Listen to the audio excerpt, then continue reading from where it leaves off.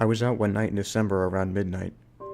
It was terribly cold, being the day after Christmas. I sighed deeply, almost amused at seeing my own breath.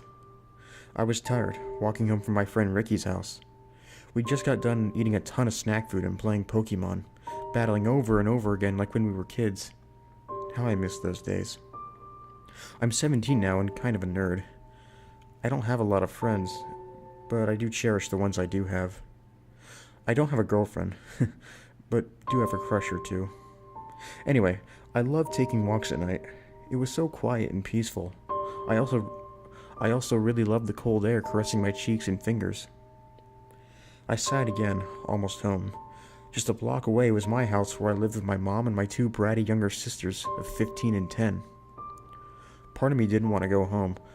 A worried mom would have catched me up late and scolded me for being out alone. Suddenly, I saw her. She was pretty, kind of short, but not a child. She had wavy blonde hair and was wearing satin pants and a light blue tank top. As I got closer, I could see her face. Her pale skin was almost white as snow, with piercing green eyes. Her lips and fingers were blue, and she looked very sad and very cold. I imagine it was because she was barefoot and had nothing on her arms.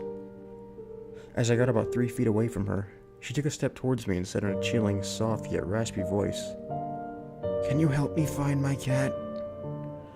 I shrugged and tried to smile.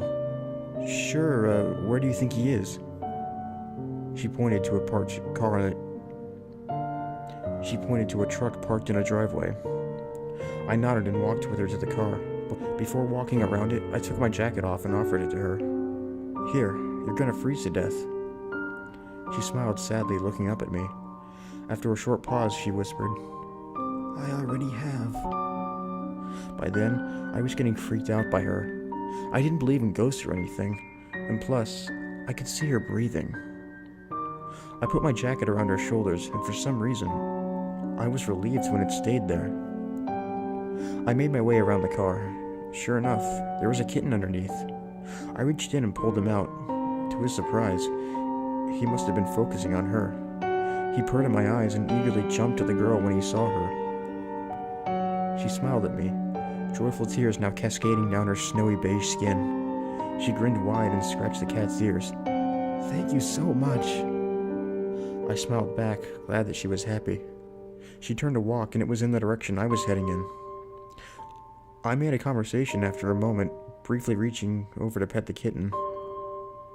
We talked about the weather, food, music, work, and the like. She was 17, named Hannah. She was out for a long time looking for her cat, freezing in the cruel December air.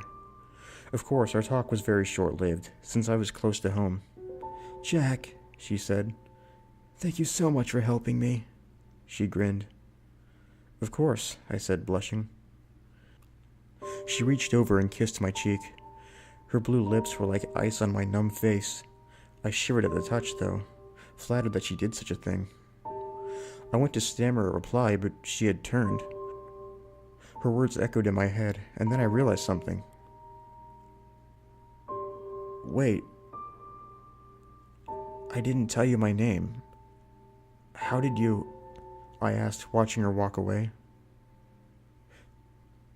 She turned to look at me, smiled, and then vanished.